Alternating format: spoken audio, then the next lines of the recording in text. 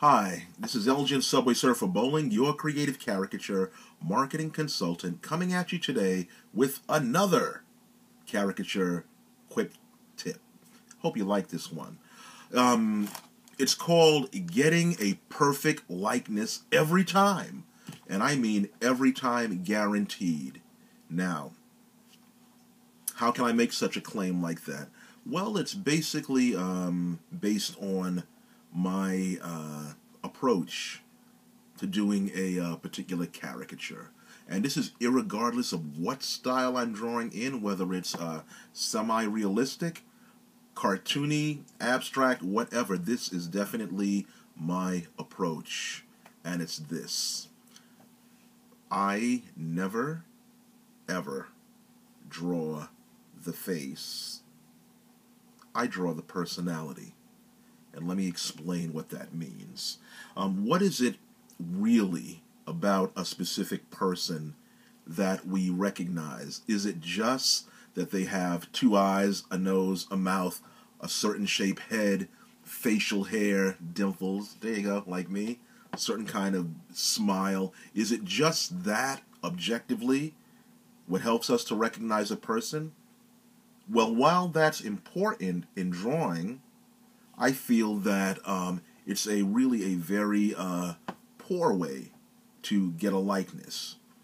Now you might ask, well, where's your proof?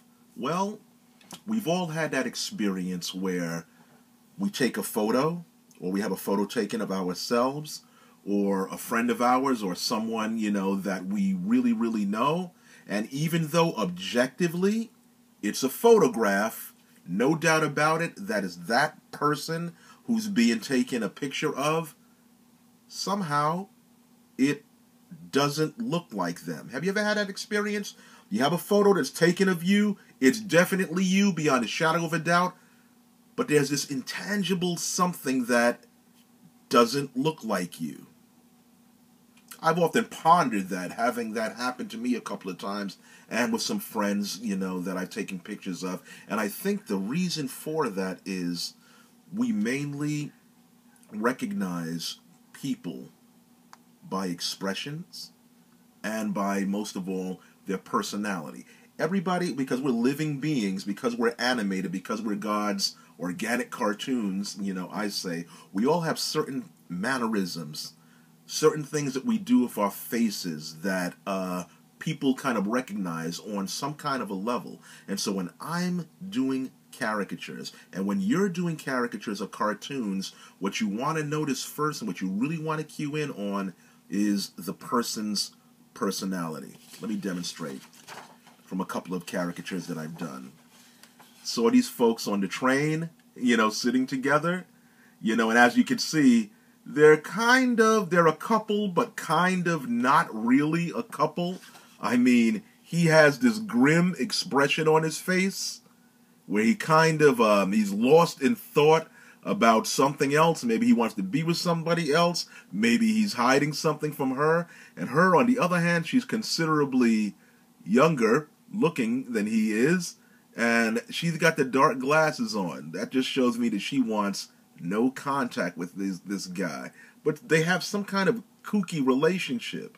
Now, rather than drawing the faces objectively, I drew the personalities. And I found out that I definitely got the likeness also. Here's another example. Drew this at a party. This person, very attractive woman, she was a boss.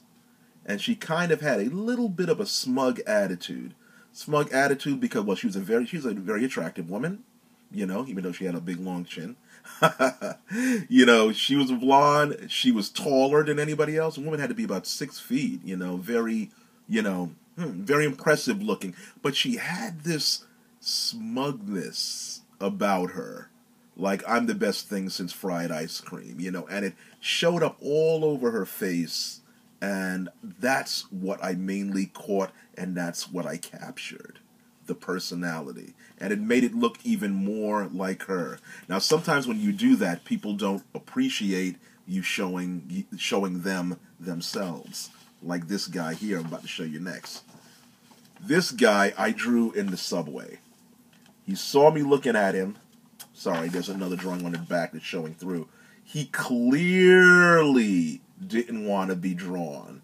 And he knew I was drawing him. He gave me this sideways kind of look, just slightly annoyed, a little bit menacing, even like, don't come any closer, you're already going over a boundary that I don't really like. And it showed all over his face. So I caught that expression, and it instantly looked more like him. Here's another example. This guy, just kind of annoyed, looking constipated, knowing that I'm drawing him, drawing him on a bus, and just kind of trying to keep it all together, This is one of the great things about drawing, from life. You get to see all of these different people and all of these different personalities, okay? Here's one last one. Now this guy, whatever is on his mind, I don't know if his wife left him, if his bank account is overdrawn, if his mortgage needs to be paid, but whatever it was written all over his face, and that's the thing, that I try to get. So, this is what you should do as an artist. Whenever you're drawing somebody, whether you're drawing them live and they're looking at you, or whether you're just observing them in a cafe, in a subway car like I do, try to get that personality. Don't dive in right away and try to draw the actual face, okay? Because you might get the likeness, but miss the person, and your illustration will probably end up looking flat and lifeless. The most important thing about doing art is that we want to create the illusion of life. Your pictures should look like they've just moved or they're about to move, okay? So try to kind of zero in on that quality. It's an advanced technique. It's a little, intangible to get, but man, once you get it down, your pictures are automatically going to have more life, more vitality, and you will find yourself actually getting a dead-on likeness too. Well, that's it for this caricature quick tip. My name is Elgin, Subway Surfer Bolling. Please check out my website at www.subwaysurfer.blogspot.com. And also, you can email me at cartoonsforyou2@aol.com. That's cartoons, the number 4, the letter U, the number 2 at AOL.com. Thanks so much.